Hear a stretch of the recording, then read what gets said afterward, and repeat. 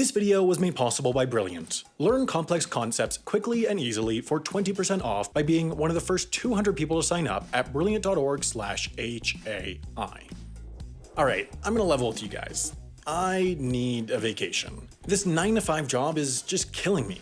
Every day, it's the same routine. I wake up, put on my YouTube suit, drive down to the YouTube office, and sit in my YouTube cubicle for another 8 agonizing hours right next to that awful Wendover Productions guy. He spends all day talking about Boeing this and Brilliant that. I mean, come on, does that guy ever shut up?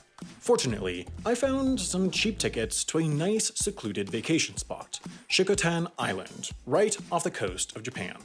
Now, it might seem like there's not a lot to do in Shikotan, since there are only 2 nearly abandoned villages there, one of which was destroyed in an earthquake and the other of which has a name that loosely translates to Crab Factory, but don't worry, I have a very tight itinerary.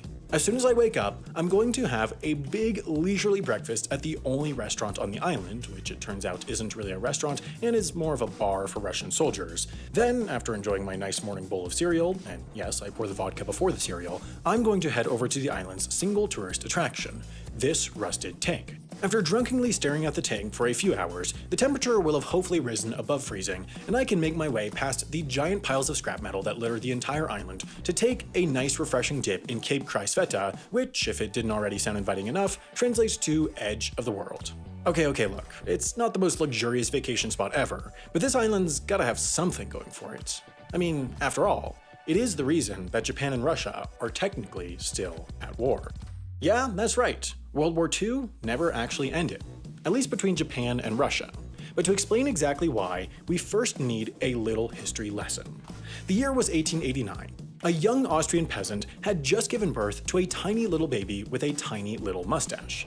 His name was actually, you know what, I think you've heard this story. Baby grows up, isn't very good at painting, develops some unsavory opinions, starts a little war with the world. You know the deal. What matters here is what happened between Japan and the Soviet Union in 1945, as the war was already coming to a close. You see, despite being on opposite sides, Japan and the Soviet Union had actually signed a neutrality pact in 1941 and hadn't engaged in any direct conflicts since.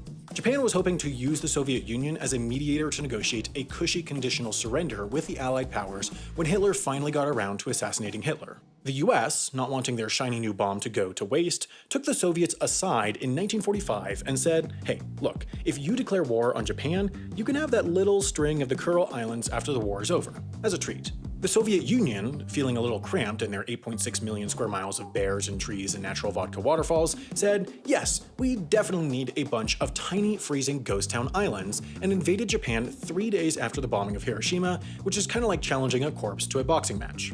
Now, the Soviets would have lived happily ever after on their Arctic archipelago were it not for a poorly written peace treaty between the Allies and Japan in 1951. This treaty, also known as the Treaty of San Francisco, only mentioned the islands in passing, stating that, quote, Japan renounces all right, title, and claim to the Kuril Islands, but didn't specify which islands in particular, and more importantly, didn't mention who they were being given to.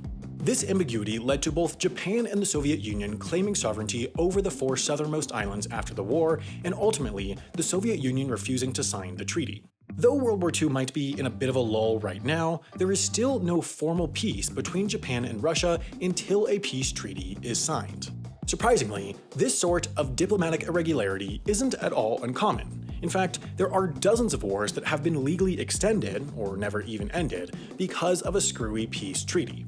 One of the most well-known examples is the 335 years war between the Netherlands and the Isles of Scilly, which lasted, believe it or not, 335 years. It's a long story, but basically, in the 1650s, the English royalists were at war with the English parliamentarians, who were being supported by the Dutch, whose navy was headed up by this guy named Tromp, who was kind of crazy and probably shouldn't have been in charge. In 1651, the royalists had been pushed back to the Isles of Scilly, and Tromp declared war, probably illegally, on Scilly. When the Dutch and the Commonwealth of England signed a peace treaty in 1654, they completely forgot that the Dutch had declared war on Scilly at all, and so it was never mentioned. They remained, technically, in a state of war until 1986, when a historian realized what was going on and very nobly encouraged a peace treaty instead of traveling over to the Netherlands with a bunch of hand grenades.